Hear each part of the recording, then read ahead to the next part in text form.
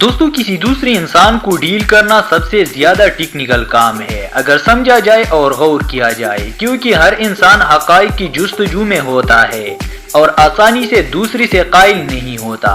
اسی طرح جب بچے بڑے ہو جاتے ہیں تو ہر شخص کو نظر رکھتے ہیں کہ یہ کس طبیعت کا مالک ہے اور اسے کتنی جلدی غصہ آتا ہے یا اس کے پاس کتنا علم ہے۔ ٹیچر کو بھی طالب علموں کو ڈیل کرنا ہوتا ہے اور استاد کی شخصیت شاگرد پر بہت اثر انداز ہوتے ہیں۔ بعض بچے اپنے استاد محترم سے اتنے متاثر ہوتے ہیں کہ بالکل ہو بہو ان جیسا بننے کی کوشش کرتے ہیں۔ آخر سبق کو یاد کرنا مشکل کیوں ہوتا ہے؟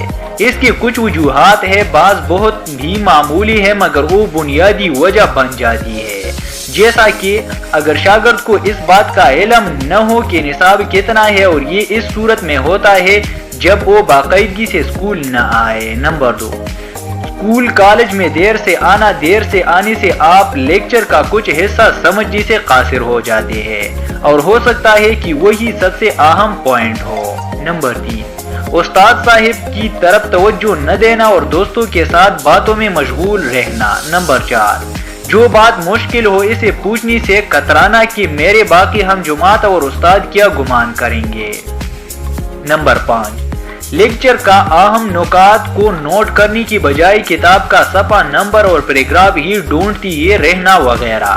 یہ وہ تمام باتیں ہیں جو کہ سبق کو یاد نہ ہونے کی سب سے پہلی وجہ بنتی ہے اور اس طرح سبق کی دلچسپی برقرار نہیں رہتے اور نتیجتاً بچے رٹا لگانے کو ترجیح دیتے ہیں۔ دراصل طالب علموں کو خود بھی معلوم نہیں ہوتا کہ یہ وجہ ہے۔ وہ ان سب باتوں کو بہت معمولی سمجھتے ہیں، حالانکہ یہ تمام کام وہ ہے جو بچے کی پوری توجہ پڑھائی کی طرف راغب نہیں ہونے دیتے۔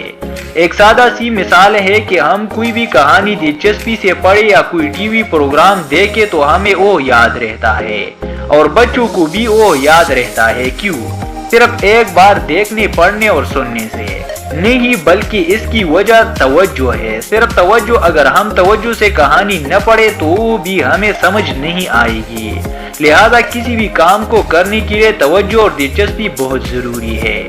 اب یہ سوال ہوتا ہے اگر ان تمام طریقوں پر عمل کر لیا جائے تو کیا پھر بھی اس کے علاوہ کوئی اور آسان طریقہ ہے سبق یاد کرنے کا؟ جی ہاں، بالکل ہے، اور وہ یہ ہے۔ نمبر 1، سب سے پہلے دی ہوئی سبق کو 2 سے 3 مرتبہ پڑھے اور یہ سمجھے کہ کوئی دلچسپ بات آپ کو بتائی جا رہی ہے۔ نمبر 2، اس سبق کی اہم باتیں نوٹ کر لے، قلم سے کتاب پر ان اہم الفاظ کو خط کشیدہ کر لے۔ نمبر 3، آپ جو نکات سمجھ نہیں آتے انہیں دوبارہ پڑھے، اگر پھر بھی سمجھ نہ آئے تو انہیں نوٹ کر لے۔ نمبر 4، ہر پوائنٹ کی اہم بات جو کہ مرکزی بات ہو اسے ذہن نشین کر لے۔ نمبر 5، سبق یاد کرنے کے لیے ایسوسیشن کا طریقہ بھی استعمال کر سکتے ہیں۔ مثال کے طور پر اگر کسی کو تاریخ یاد نہ ہو تو وہ تاریخوں کو کس واقعے کے ساتھ منسلک کر کے یاد کرے۔ مثال کے طور پر اگر کسی کو علامہ اقبال رحمۃ اللہ علیہ کا سن وفات بھول جاتا ہے